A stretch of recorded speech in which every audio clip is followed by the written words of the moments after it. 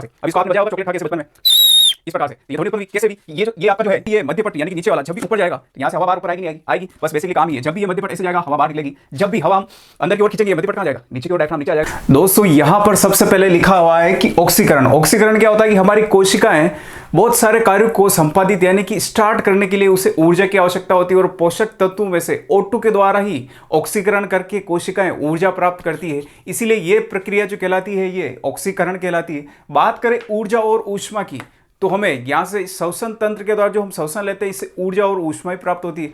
आप बोलेंगे सर जब ऊर्जा और ऊष्मा इससे प्राप्त हो रही है तो फिर सर खाना खाने की क्या जरूरत है हमें, क्योंकि ऊर्जा और ऊष्मा तो हमें यहीं से प्राप्त हो रही है।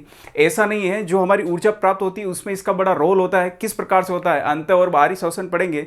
अंत श्वसन के अंदर इसे हम बहुत ही ज़्यादा डिटेल से पढ़ने वाले हैं। इसके बाद बात करें, देखिए अब इसमें से जो है यहाँ से तो क्वेश्चन कोई बनता है नहीं, बेसिकली देखा जाए क्वेश्चन बनता है यहाँ से और अक्सर एग्जाम में इससे क्वेश्चन देखे भी गए। 3 प्रकार के अलग अलग क्वेश्चन बनते हैं।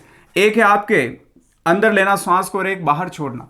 जब हम श्वास को अंदर ले रहे हैं इस प्रकार से तो बाहर से जो श्वास जो भी गई उनमें से नाइट्रोजन हमारे 78% अंदर गई है और O2 यानी ऑक्सीजन जो है 21% अंदर गई है और कार्बन डाइऑक्साइड 0.03% हमारे शरीर के अंदर गई है। ठीक है, जब हम श्वास को बाहर छोड़ रहे हैं इस प्रकार से तो छोड़ रहे हैं तो क्या है, देखिए नाइट्रोजन 78% यानी नाइट्रोजन यहाँ पे भी 78 थी, छोड़ रहे हैं तब भी 78 थी। क्वेश्चन यहीं से बन जाता है कि श्वसन क्रिया के अंदर ऐसी कौन सी गैस है जो स्थिर अवस्था में रहती है यानी कि उसका प्रतिशत स्थिर रहता है, तो कौन सी है, नाइट्रोजन। देखिए यहाँ पर अंदर ली 78% है, बाहर छोड़ रहे हैं तो भी 78% है। ये क्वेश्चन हूबहू आपके एग्जाम में आया हुआ क्वेश्चन है। बात करें अगर O2 की तो O2 हम अंदर ले रहे हैं इस प्रकार से तो कितनी है 21% और बाहर छोड़ रहे हैं तो 17%, यानी क्या हुआ, कम हो गई कितने परसेंट, 4%। यहां से देखोगे कार्बन डाइऑक्साइड है 0.03 और यहां हो गई 4, 0.03 लगभग 0 के बराबर ही होता है, तो 0 से कितनी हो गई 4 बढ़ गई इधर, ध्यान रखना है। तो तुम्हें क्या ध्यान रखना है, नाइट्रोजन तो वैसे ही याद हो जाएगा, ऑक्सीजन जो है हम लेते तब तो ज़्यादा होती, छोड़ते तब कम होती, कितनी 4 कम, और इधर से कार्बन डाइऑक्साइड लेते तब कम होती और छोड़ते तब कितनी 4 ज़्यादा हो जाती है। बस इन दोनों को हमें ऐसे याद रखना है। इससे तीनों क्वेश्चन बने हुए इस प्रकार से, ठीक है ना। इससे ये क्वेश्चन आया हुआ है कि जब हम श्वसन क्रिया द्वारा श्वसन को बाहर छोड़ते हैं तब कार्बन डाइऑक्साइड का प्रतिशत होता है तो 4% होता है, ठीक है, इस प्रकार से ध्यान रखना है। अब यहाँ से भी छोटे मोटे एग्जाम हो, जैसे तुम्हारे कोई स्टेट लेवल का एग्जाम हो, रेलवे ग्रुप डी का एग्जाम हो, इस प्रकार से उनमें इससे क्वेश्चन अक्सर पूछा जाता है, ठीक है। यहाँ पर बोला है कि स्तनधारी जो है किसके द्वारा श्वास लेते हैं, यानी कि श्वास लेने का अंग कौन सा काम आता है। स्तनधारी जो अपने बच्चों को दूध पिलाते हैं उन्हें स्तनधारी बोलते हैं। मनुष्य भी एक स्तनधारी है, ठीक है। स्तनधारी के अंदर जो है फेफड़े से ये क्या करते हैं, श्वास लेते हैं। अगर बात करें जलीय जीव की, जलीय जीव क्लोम यानी गलफड़े, गिल्स है ना, यहाँ से क्लोम गलफड़े से श्वास लेते हैं। कीट की बात करें, कीट श्वसन नली यानी ये एक श्वसन नली होती है बीच में, उस श्वसन नली से ही वो श्वास ले लेते हैं। मेंढक की बात करें, मेंढक त्वचा, हाँ मेंढक जो है त्वचा से फेफड़े से भी लेता है, यानी कि जल से बाहर जब आएगा तो क्या है, फेफड़ा यूज करेगा, फेफड़े से श्वास लेगा। और जब गीली मिट्टी के अंदर धंस जाता है, वो मिट्टी खाता रहता है, जब तक बरसात नहीं आए तब तक बाहर नहीं आएगा, उस समय वो अपनी त्वचा से श्वास लेता है। और इस मेंढक को क्या बोला जाता है, आपको पता हो तो टेडपोल, याद होगा बच्चों ने पढ़ा होगा 7वीं 8वीं क्लास के अंदर, टेडपोल बोला जाता है मेंढक। जो टेडपोल होते हैं बिल्कुल मछली की तरह होते हैं। आप छोटे जब अक्सर आप बचपन में देखा होगा कहीं पानी वानी भरा हो, कहीं थोड़ी टंकी वंकी के अंदर, तो एक छोटे मछली की तरह आपको दिखते हैं, वो ये भाई साहब ये मेंढक होते हैं। हमें ऐसा लगता है कि मछली है, बचपन में हमारे साथ भी ऐसे ही हुआ था कि हमने देखा था कि ये कहीं की मछली, लेकिन जब बड़े होकर के जब पढ़ा वापस 7वीं 8वीं का सिलेबस पढ़ा तब पता चला था कि ये तो टेडपोल होते हैं वो, यानी कि मेंढक जो छोटे से रहते हैं बिल्कुल मछली की तरह दिखते हैं। आप भी देखना आसपास में कहीं पानी वानी भरा हो तो ऐसे मछली की तरह है, वो मछली नहीं, वो एक्चुअल में टेडपोल होते हैं जो बड़े होकर के क्या बनते हैं, मेंढक बनते हैं। दोस्तों यहाँ पर हम श्वसन मार्ग के बारे में बात करने वाले कि जब हम श्वसन लेते हैं फेफड़ों तक जाती है, कौन कौन से अंग उसमें काम में आते हैं। सबसे पहले देखेंगे हम तो यहाँ पर नासा छिद्र है, यानी कि जो नाक के 2 छिद्र हैं ये नासा छिद्र कहलाता है। नासा छिद्र क्या कार्य करेगा, इसके अंदर छोटे छोटे बाल हैं, ये बाल जब भी वायु अंदर की ओर जाएगी तो यहाँ धूल के कण इससे क्या है, चिपक करके यही रह जाएंगे, ये इसे रोक देगा। नासा कपाट यानी कि जो हड्डी दिखती है आपको, ये सॉफ्ट हड्डी है, थोड़ी कोमल हड्डी है, नाक की हड्डी, तो इस हड्डी के अंदर क्या है, श्लेष्म पदार्थ होता है, चिपचिपा पदार्थ होता है। आप नाक में जब ऐसे उंगली डाल के देखते हैं एक चिपचिपा पदार्थ है, तो वो चिपचिपा पदार्थ क्या नासा कपाट के अंदर होता है। ये जो बैक्टीरियाज वगैरह छोटे मोटे जीवाणु होते हैं इनको यहीं पे चिपका देता है, यानी कि अंदर की ओर नहीं जान देता है, यानी वायु को शुद्ध करने का कार्य करता है। अगर मैं बात करूँ मुंह की, तो मुंह से भी आप ऐसे करेंगे सांस ले सकते हैं, लेकिन इसके अंदर मुझे बताया क्या कहीं बाल है, श्लेष पदार्थ है, नहीं है। तो इसका मतलब क्या है कि नाक की तुलना में जो मुंह से हम सांस लेते हैं वो क्या है, थोड़ी कम शुद्ध होती है, यानी कि शुद्ध। इसमें फिल्टर करने का कार्य कौन कर रहा है, नाक में, एक तो बाल कर रहा है, एक श्लेष्म पदार्थ कर रहा है, चिपचिपा पदार्थ, ठीक है। अब आगे चलते हैं ग्रसनी। अगर मैं ग्रसनी की बात करूँ तो ग्रसनी हमारे यहाँ पाई जाती है, ये जो भाग है ये ग्रसनी का भाग है। यहाँ पर देखो नासा ग्रसनी भी आ रही है, मुख ग्रसनी भी आ रही हो रही है, कंठ ग्रसनी भी है, ये वाली तीनों भाग जहाँ पर मिलते हैं ये कहलाती है आपकी ग्रसनी। इस ग्रसनी के अंदर आपके एपिग्लोटिस नाम का ढक्कन होता है, एपिग्लोटिस ढक्कन। ये एपिग्लोटिस ढक्कन क्या तय करता है कि आप खाना खा रहे तो खाना ही इसी में जाए, नली में, भोजन नली के अंदर, और अगर आप श्वास ले रहे तो श्वास इस नली के अंदर जाए, ये तय करता है। और ये जो तय करता है इसके अंदर मेन रोल किसका होता है, हमारे मस्तिष्क का होता है। मस्तिष्क ही ये सोचता है कि इसमें किस में जान देना है। और आप खुद सोचिए कि आप कभी भोजन लेते हैं तब उसमें ऐसा कभी सोचा है कि आपने कि भाई भोजन आ रहा तो भोजन आजा आजा, भोजन आजा, थोड़ा एपिग्लोटिस ढक्कन इधर हो जा, तू इधर हो जा भाई, इस श्वास जा रही है अभी, तू इधर आ जा, सांस नली की तरफ हो जाए। इस प्रकार से हम नहीं सोचते हैं ना, क्यों? क्योंकि ये मस्तिष्क का कार्य, मस्तिष्क खुद ही ऑटोमेटिक ये कार्य कर देता है। और मस्तिष्क के अंदर भी कौन सा भाग, मेडुला ऑब्लोंगेटा जो होता है वो इसके अंदर कार्य करता है, ध्यान रखना है, ठीक है। तो ये हो गया एपिग्लोटिस के बारे में। एपिग्लोटिस ये तय करता है कि भोजन आ रहा तो उसे भोजन नली के अंदर ही जाने दिया जाए, और अगर श्वास है, हम श्वास ले रहे हैं तो उसे श्वसन नली के अंदर ही भेजा जाए, ठीक है। अब हिचकी आने की बात है, ठीक है ना, ये हिचकी। अब हिचकी की बात है कि भाई मुझे इस प्रकार से हिचकी आती है, यानी कोई याद कर रहा है, ये बहुत ही गलत बात है, ये मिथ्या है, 100% झूठ बात है।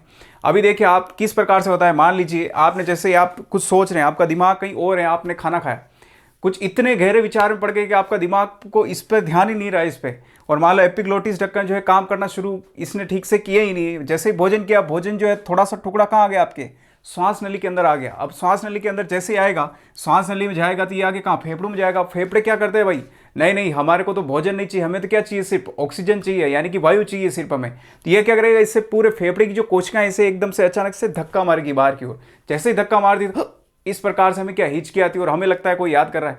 याद हमें कोई कर नहीं रहा है, हम किसी को याद कर रहे हैं, उल्टा ये होता है, ठीक है, इस प्रकार से। तो हिचकी का कारण ये होता है कि हमारे जो एपिग्लोटिस ढक्कन उस टाइम पे, उस समय पे ठीक से काम नहीं करता है, और भोजन का कुछ भाग जो है श्वास नली के अंदर चला जाता है, जो कि फेफड़ों में जाकर के खुलती है।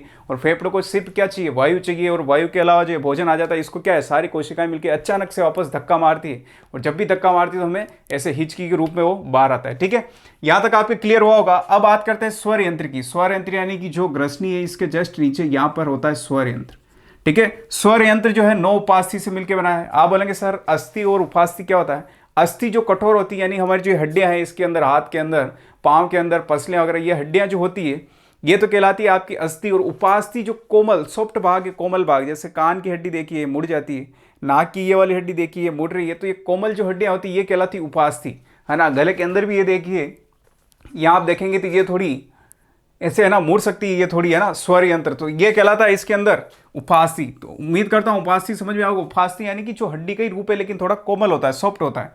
9 उपास्थियों से मिलकर के हमारा ये स्वर यंत्र बनता है ना। इस प्रकार से एक के ऊपर एक होती है, 9 उपास्थियां होती है, ठीक है।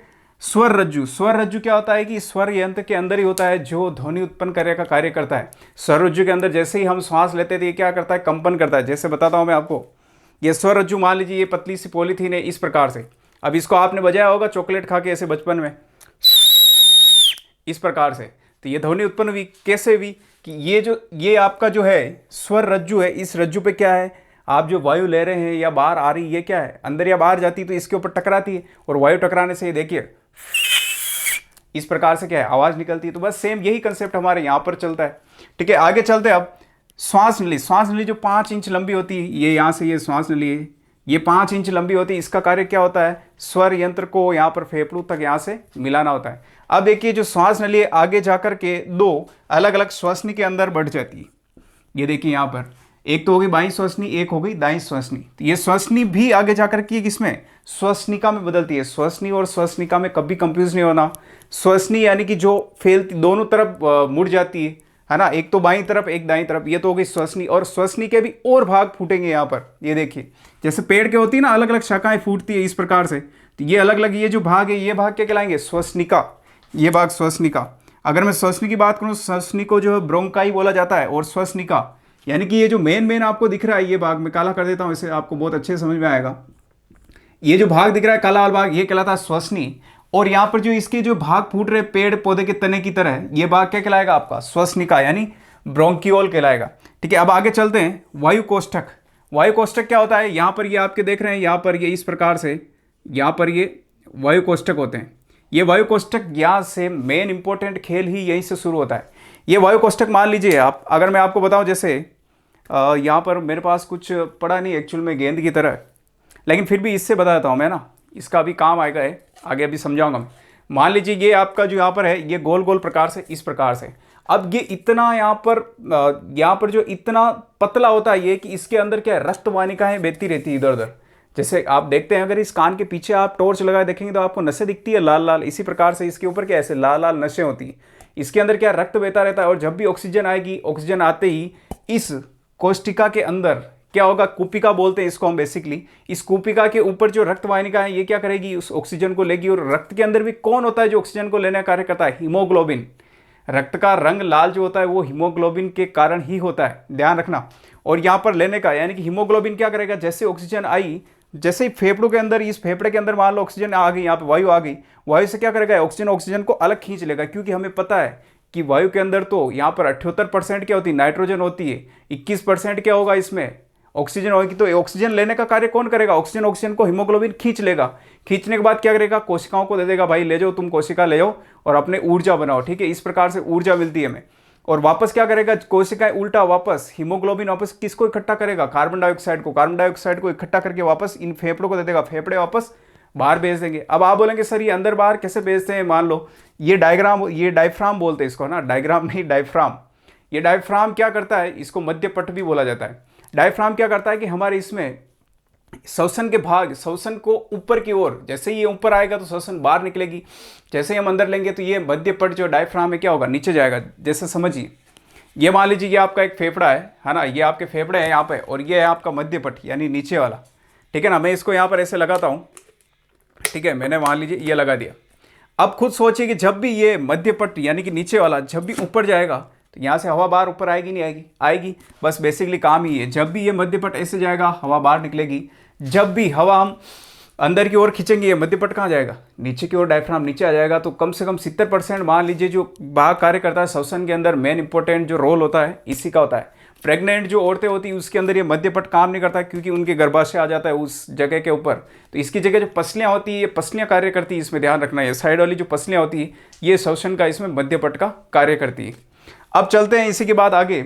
अगर मैं बात करूँ रक्त के बारे में, मैंने हीमोग्लोबिन बता दिया। अब किस प्रकार से पूरा कार्य होगा, अंतर श्वसन और बाहरी श्वसन किस प्रकार से होता है, बहुत ही डिटेल से पढ़ने वाले हैं, बहुत ही ध्यान से समझना, बहुत ही इंपॉर्टेंट कंसेप्ट है क्योंकि मैक्सिमम क्वेश्चन आपके वहीं से बनेंगे। अब छोटे मोटे फैक्ट है वो हमेशा आपको याद रखना है क्योंकि कभी कभार पूछा जा सकता है। तो वायु कोष्ठक में हीमोग्लोबिन द्वारा O2 को ले लिया जाता है, ये बहुत अच्छे से समझा दिया मैंने। ये वायु कोष्ठक होते हैं, ये क्या करते हैं, ऑक्सीजन को यहाँ से ले लेते हैं, यानी कौन लेता है उसमें से, हीमोग्लोबिन। तो हीमोग्लोबिन ले लेता है और CO2 को क्या करता है, कोशिका से वापस लेकर फेफड़े में देता है, और फेफड़े वापस हमें क्या करते हैं, हम बाहर की ओर श्वास निकाल देते हैं, तो CO2 क्या है, वापस निकल जाती है। याद करो मैंने बताया था CO2 कितने % निकलती है वापस बाहर, याद है किसी को, 4%। होती कितनी थी, 0.03% जब अंदर लेते हैं तब, ठीक है। कोशिका में हीमोग्लोबिन माइटोकॉन्ड्रिया तक ले जाता है, यहाँ ग्लूकोज का निर्माण होता है, ध्यान रखना। अब ये कोशिका में भी जो हीमोग्लोबिन है, ये हीमोग्लोबिन भाई साहब क्या कर रहे हैं, रक्त के अंदर होते हैं। अब रक्त तो प्रवाह पूरे शरीर में होता है, ये क्या करेंगे, अब यहाँ से कहाँ तक देंगे, ये माइटोकॉन्ड्रिया, यानी कि हमारी जो कोशिकाएं होती है उसके अंदर माइटोकॉन्ड्रिया भी होता है। माइटोकॉन्ड्रिया को कोशिका का शक्तिगृह कहा जाता है। शक्तिगृह इसलिए ग्लूकोज का निर्माण करता है, ग्लूकोज हमें ऊर्जा प्रदान करता है, इसीलिए इसको क्या कहा जाता है, कोशिका का शक्तिगृह। तो माइटोकॉन्ड्रिया क्या करेगा, यहाँ पर ग्लूकोज का निर्माण करेगा, और कौन ले जाता है वहां तक, रक्त में हीमोग्लोबिन, ठीक है, तथा CO2 गैस निकालता है। जैसे ही वहाँ ग्लूकोज का निर्माण होगा तो क्या उत्पन्न होगा, वापस CO2 उत्पन्न होगा, जिसको ये वापस लेके आएगा कोशिकाएं। कोशिकाएं किसको देगी, हीमोग्लोबिन फेफड़ों को, और फेफड़े वापस क्या करेंगे, सांस को हम बाहर की ओर छोड़ेंगे तो बाहर चला जाएगा। अब ये फैक्ट देखिए, एक बार में हम 500 ml श्वास लेते हैं, 500 ml। ये जो बोतल होती है हमारी, ये देखिए ये 500 ml की होती है ना, ये थोड़ी बड़ी है, ये 750 ml की बोतल है, ध्यान रखना। इससे थोड़ी छोटी बोतल है 500 ml, यानी एक बार के अंदर ऐसे श्वास ली तो यानी कि लगभग इतना मान के चलिए, इतना कम, इतनी सारी श्वास हम ले लेते हैं। और अगर मैं पूरी अगर ऐसे खींचने की बात करें, ऐसे सारी, ऐसे बोलते हैं ना हम कि भाई एक बार में कितनी श्वास अंदर ले सकता है, तो ऐसे इस प्रकार से तो 6 लीटर तक हम ले सकते हैं। स्वस्थ व्यक्ति जो होता है 6 लीटर तक अंदर श्वास ग्रहण कर सकता है। इंसान 1 मिनट में 16 बार श्वास लेता है। 1 मिनट में जो हम ऐसे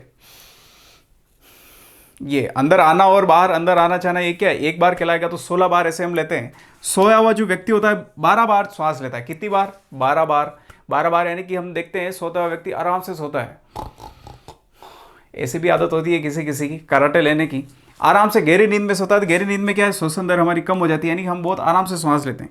छोटे बच्चे 25 से 26 बार सांस लेते हैं, फेफड़े ही बेचारों के छोटे से होते हैं इतने से, तो इसीलिए अपन को ऐसा लगता है जैसे उन्हें सांस चल रही, सांस नहीं चलती, वो नॉर्मली ऐसे ही सांस लेते हैं। ये फैक्ट उम्मीद करता हूँ आपको याद हुए होंगे। इसके अंदर ये मैंने डायग्राम बनाया, इसका ये एक कोशिका है।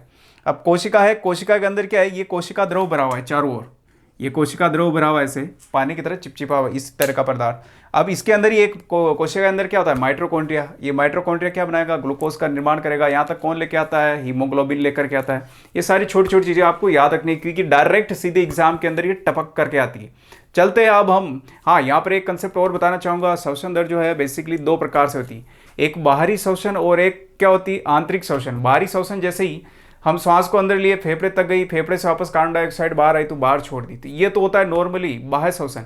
आंतरिक श्वसन क्या होता है कि उसी फेफड़े तक जो श्वसन गई उसमें से हीमोग्लोबिन क्या कर रहा है, ऑक्सीजन को लेकर के हमारी कोशिकाओं तक भेज रहा है, कोशिका से ग्लूकोज का निर्माण हो रहा है। ये सारी प्रक्रिया जो अंदर ही अंदर हो रही है, ये कहलाती है आंतरिक श्वसन। ध्यान रखना, बाहरी श्वसन यानी कि हमारे फेफड़ों तक बाहर से वायु लेते हैं, फेफड़ों तक जाकर के वापस बाहर वायु आ जाती थी, ये कहलाता है बाहरी। और फेफड़ों से हीमोग्लोबिन द्वारा ऑक्सीजन लेकर के कोशिकाओं को देना, फिर ग्लूकोज बनना, है सारी प्रक्रियाएं जो अंदर ही अंदर होती है, ये कहलाती आंतरिक श्वसन। ठीक है, तो इन दोनों में कभी कंफ्यूज मत होना, इससे अक्सर क्वेश्चन बिल्कुल सीधे एग्जाम में पूछ लीजिए। हमने बाहरी श्वसन तंत्र को समझ लिया था, अब बात करते हैं आंतरिक श्वसन तंत्र की। यहाँ पर जीव द्रव्य होगा और एक माइटोकॉन्ड्रिया होगा। ध्यान रखना, जीव द्रव्य के अंदर क्या होगा, जो भी प्रक्रिया होगी उसमें ऑक्सीजन की जरूरत पड़ेगी ही नहीं, बिल्कुल ऑक्सीजन नहीं चाहिए, यानी कि एक अनॉक्सी है, अनॉक्सी प्रकार से, यानी ऑक्सीजन की जरूरत बिल्कुल नहीं पड़ेगी। इसके अंदर जो माइटोकॉन्ड्रिया है, ये माइटोकॉन्ड्रिया इसके अंदर क्या है, ऑक्सीजन की जरूरत पड़ेगी। तो बात करेंगे सबसे पहले जीव द्रव्य की, यानी कि पूरी कोशिका है, माइटोकॉन्ड्रिया को छोड़ दे, चारों ओर जो है पदार्थ अंदर की ओर, ये कहलाता है कोशिका द्रव भी कह सकते हैं इसे आप, या जीव द्रव कह सकते हैं। ठीक है, यहाँ पर क्या होता है, एक्चुअल में 4 ATP होगा। अब ATP क्या है, जिस प्रकार से हम देखते हैं हमारी करेंसी होती है 1 रुपया 2 रुपया या फिर $1 $2, जो ये पीछे आपके डॉलर रुपया लग रहा है, इसी प्रकार ऊर्जा के रूप में भी क्या होता है, ATP। और ATP की फुल फॉर्म होती है एडिनोसिन ट्राइफॉस्फेट। ठीक है, ये इस प्रकार से, तो यहाँ पर 4 ATP होता है, इसमें से 2 ATP क्या करेगा, ध्यान से सुनना, बहुत ही सिंपल कहानी। 2 ATP क्या करेगा, ग्लूकोज को तोड़ता है।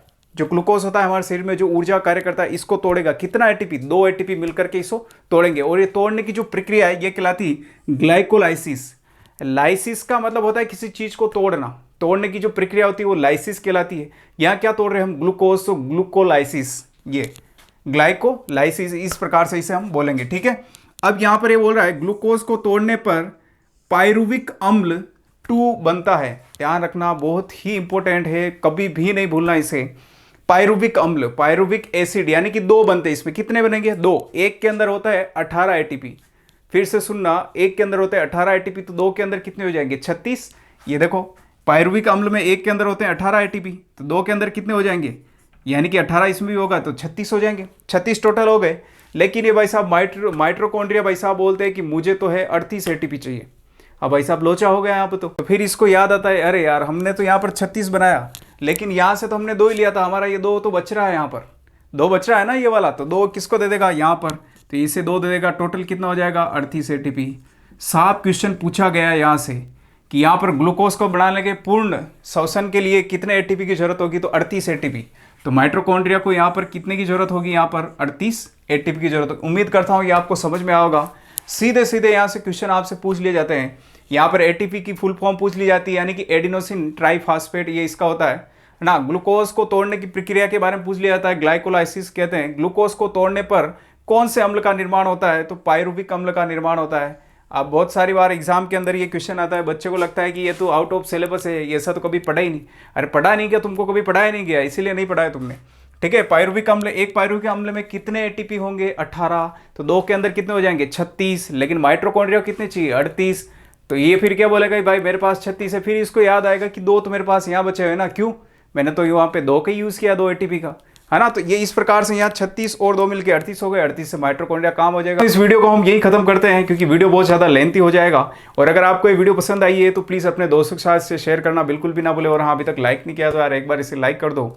और मिलेंगे इसी के सेकंड 2 पार्ट में। और हाँ, अगर अच्छा लगा तो एक कमेंट करके भी जरूर जाना।